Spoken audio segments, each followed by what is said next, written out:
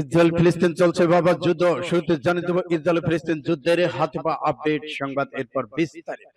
লেবাননে আগ্রাসন চালালে ইসরায়েলকে চিরদিনের জন্য দোজখে পাঠানো হবে জানালো ইরান।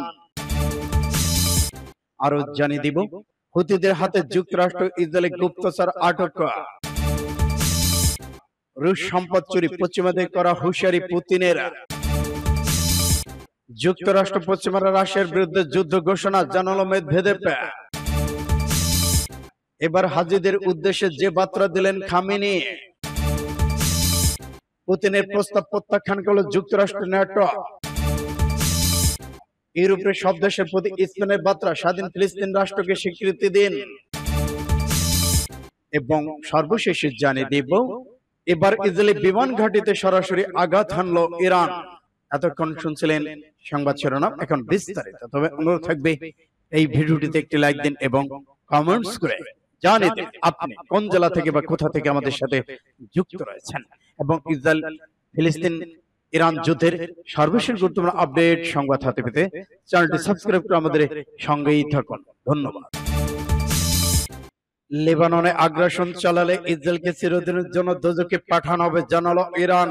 ইসলামী প্রজাতন্ত্র ইরানের ভারপ্রাপ্ত পররাষ্ট্রমন্ত্রী আলী বাকেরি কানি বলেছেন, ইহুদিবাদী ইসরায়েল যদি লেবাননে আগ্রাসন চালায় তাহলে তাকে দোজখে পাঠানো হবে, যেখান থেকে আর কোনোদিন ফিরে আসবে না। গতকাল রাজধানী বাগদাদে ইরাকের জাতীয় নিরাপত্তা উপদেষ্টা কাসিম আল আরাজির সাথে যৌথ সংবাদ সম্মেলনে এই কথা বলেন বাকেরি কানি।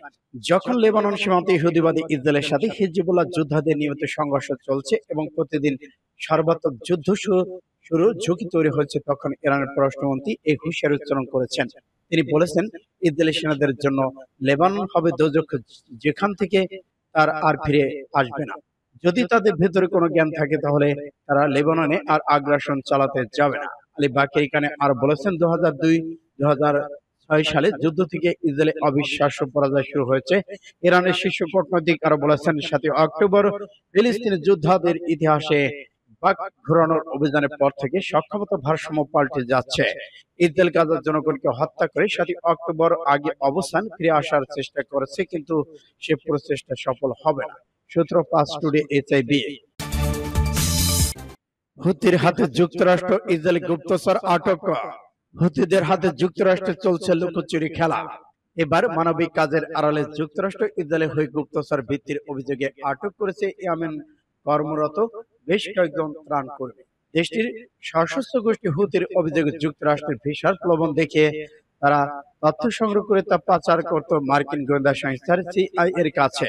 হুতি বলছে, কয়েক দশক ধরে প্রশিক্ষণপ্রাপ্ত এই গুপ্তচররা রোগ বালাই ছড়িয়ে দেওয়া সহ ইয়েমেন বিরোধী নানা কর্মকাণ্ড জড়িত।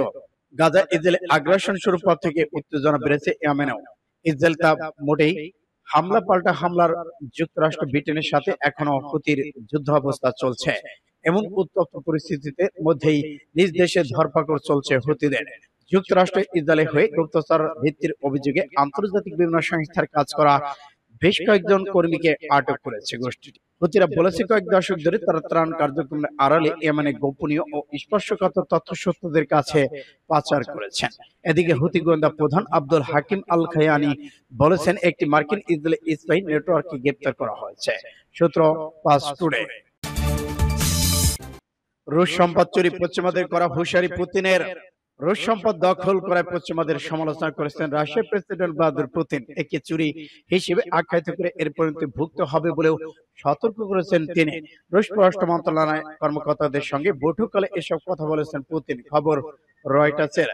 আর এই মন্তব্য এমন সময় এলো যখন G7 নেতারা জব্দকৃত সম্পদ ব্যবহার করে ইউক্রেনকে $5,000 কোটি ঋণ প্যাকেজ দিতে সম্মত হয়েছেন। এদিকে পররাষ্ট্র মন্ত্রণালয় কর্মকর্তাদের সঙ্গে বৈঠকে পুতিন সতর্ক করে বলেন, পশ্চিমারা মস্কোর সঙ্গে যেমন আচরণ করছে তাতে দেখা যাচ্ছে কেউ তাদের প্রবৃত্তির শিকার হতে পারে। একইভাবে তাদের সম্পদ জব্দ করা হতে পারে। আন্তর্জাতিক আইন অনুসারে রাশিয়ার জব্দকৃত সম্পদ এগুলো ইউক্রেনকে দিতে পারে না, কিন্তু রুশ সম্পদ থেকে প্রতি বছর বিপুল পরিমাণ সুদ আয় হচ্ছে। প্রতি বছর সুদের পরিমাণ প্রায় $3 বিলিয়ন। ফলে এই সুদকে সৃজনশীল উপায়ে কাজে লাগাতে চাচ্ছে দেশগুলো। সূত্র পাঁচ টুডে। যুক্তরাষ্ট্র পশ্চিমারা রাশিয়ার বিরুদ্ধে যুদ্ধ ঘোষণা করেছে জানালেন মেদভেদেভ। এদিকে যুক্তরাষ্ট্র ও পশ্চিমারা রাশিয়ার বিরুদ্ধে সরাসরি যুদ্ধ ঘোষণা করেছে। রাশিয়ার সাবেক প্রেসিডেন্ট দেশটির জাতীয় নিরাপত্তা কাউন্সিলের বর্তমান ডেপুটি চেয়ারম্যান দিমিত্রি মেদভেদেভ বলেছেন, যুক্তরাষ্ট্র তার পশ্চিমা মিত্র রাশিয়ার বিরুদ্ধে যুদ্ধ ঘোষণা করেছে, সেখানে কোনো নিয়ম কানুন মানা হচ্ছে না। বৃহস্পতিবার এক প্রতিবেদন যুক্তরাষ্ট্রের ম্যাগাজিন নিউজ এ তথ্য নিশ্চিত করেছেন।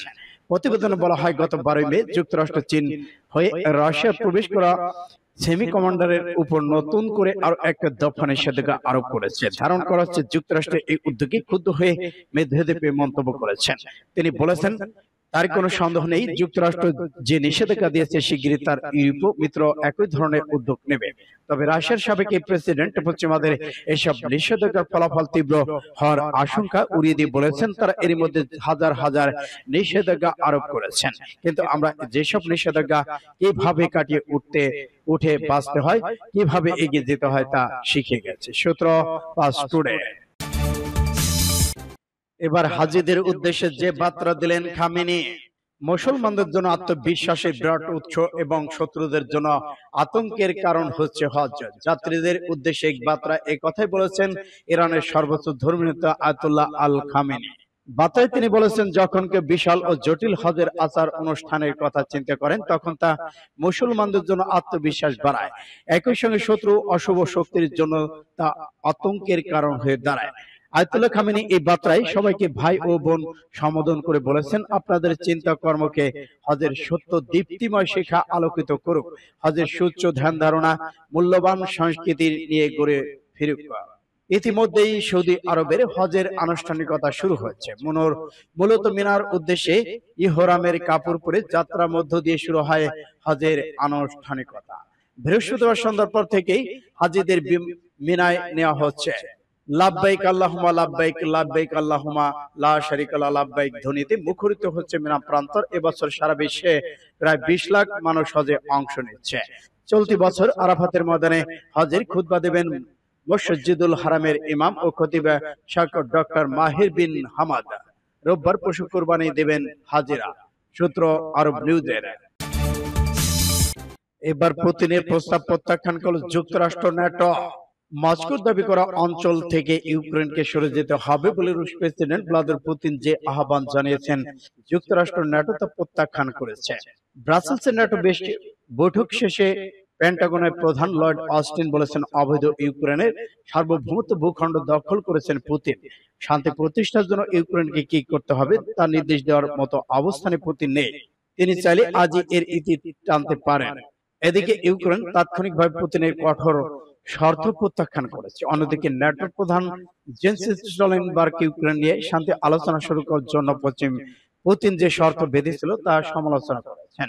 স্টলটেনবার্গ সাংবাদিকদের বলেছেন, এটি সরল বিশ্বাসের কথা প্রস্তুত নয়, এটি এমন একটি প্রস্তাব যার অর্থ হলো রাশিয়াকে তাদের যুদ্ধের লক্ষ্য অর্জন করতে হবে। পুতিন এই প্রত্যাশা করেন যে এখন পর্যন্ত রাশিয়া যে পরিমাণ ভূমি দখল করতে সক্ষম হয়েছে, ইউক্রেনদের তার চেয়ে উল্লেখযোগ্য পরিমাণ জমি ছেড়ে দেওয়া উচিত। সূত্র পাস টুডে। ইউরোপের সব দেশের প্রতি স্পেনের বার্তা, স্বাধীন ফিলিস্তিন রাষ্ট্রকে স্বীকৃতি দিন। স্পেনের প্রধানমন্ত্রী ইউরোপের সব দেশকে স্বাধীন ফিলিস্তিন রাষ্ট্রকে স্বীকৃতি দেওয়ার আহ্বান জানিয়েছেন। পাস টুডের রিপোর্টে বলা হয়েছে, স্পেনের প্রধানমন্ত্রী পেদ্রো সানচেজ বৃহস্পতিবার মাদ্রিদে তুরস্কের প্রেসিডেন্ট রজব তাইয়িপ এরদোয়ানের সঙ্গে এক যৌথ সংবাদ সম্মেলনে স্বাধীন ফিলিস্তিন রাষ্ট্রের স্বীকৃতি দিতে ইউরোপের সব দেশের প্রতি আহ্বান জানিয়ে বলেছেন, যুদ্ধ বন্ধের জন্য স্পেন এসব প্রচেষ্টা চালাবে। এই সংবাদ সম্মেলনে তুরস্কের প্রেসিডেন্ট এরদোগান স্বাধীন ফিলিস্তিন রাষ্ট্রকে স্বীকৃতি দিতে ইউরোপের প্রতি স্পেনকে আহ্বান জানিয়েছেন। এবার ইসরায়েলি বিমান ঘাঁটিতে সরাসরি ড্রোন হামলা চালালো ইরানি যোদ্ধারা। ইহুদিবাদী ইসরায়েলের রামাত ডেভিড বিমান ঘাঁটিতে ড্রোন হামলা চালিয়েছে ইরাকের সশস্ত্র বিদ্রোহী যোদ্ধারা। ইরাকের ইসলামী প্রতিরোধকারী সংগঠনগুলো জোট পপুলার মোবিলাইজেশন ইউনিট বা পিএমইউ এই হামলার দায়িত্ব স্বীকার করেছেন। তারা জানিয়েছে, হাইফা বন্দর নগরী থেকে 20 কিলোমিটার দক্ষিণ পূর্বে অবস্থিত রামাত ডেভিড বিমান ঘাঁটিতে ওই হামলা চালানো হয়েছে। এদিকে ইরাকের প্রতিরোধকারী যোদ্ধারা জানিয়েছে, গাজার প্রতি সমর্থন জানিয়ে তারা ইহুদিবাদী ইসরায়েলের বিরুদ্ধে যে যুদ্ধ চালিয়ে আসছে তার দ্বিতীয় ধাপের অভিযানে ইসরায়েলি বিমান ঘাঁটিকে লক্ষ্য করে ড্রোন হামলা চালিয়েছে। এদিকে থেমে নেই ইরান। ইরানের সুস্পষ্ট যুদ্ধের জন্য প্রস্তুতি গ্রহণ করছে এবং ইরান থেকে হাজার হাজার বাহিনী ফিলিস্তিনে যুদ্ধে নেমেছে এবং গাজাবাসীর সঙ্গে লড়াই করছে। ইরানি সেনারা বিশেষ করে রাফা শহরে যে হত্যাকাণ্ড চালিয়েছে তার প্রতিশোধ নিতে এই হামলা চালানো হয়েছে। এরাকে জোট বলছে, তারা ইহুদিবাদী ইসরায়েলকে টার্গেট করতেই থাকবে এবং ইসরায়েলের অভ্যন্তরে বিভিন্ন গুরুত্বপূর্ণ স্থাপনা ধ্বংস করা অব্যাহত রাখবে। সূত্র পাঁচ টুডে, SIBGAR।